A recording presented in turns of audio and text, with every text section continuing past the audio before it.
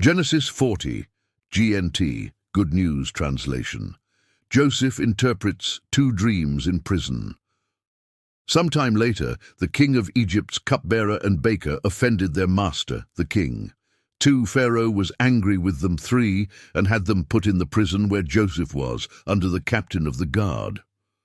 4, they were assigned to Joseph's care, and he looked after them.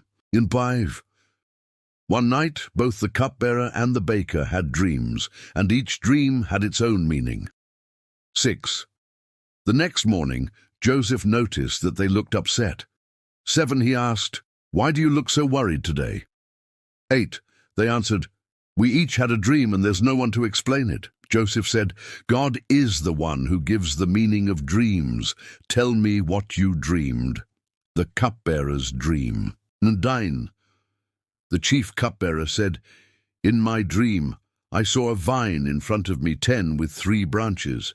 As soon as it budded, it blossomed and its grapes ripened. 11, I had Pharaoh's cup in my hand, so I took the grapes and squeezed them into the cup and gave it to Pharaoh." 12, Joseph said, "This is what it means. The 3 branches are 3 days. 13, in 3 days, Pharaoh will release you and restore you to your position. When this happens, please remember me and help me get out of this prison. 15, I was kidnapped from my homeland, and I've done nothing to deserve being put in prison."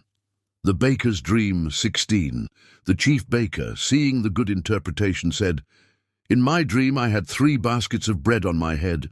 17, the top basket had all kinds of baked goods for Pharaoh, but birds were eating them out of it. 18, Joseph answered, "This is what it means. The 3 baskets are 3 days. 19, in 3 days Pharaoh will lift up your head and hang you on a tree, and birds will eat your flesh." The dreams come true.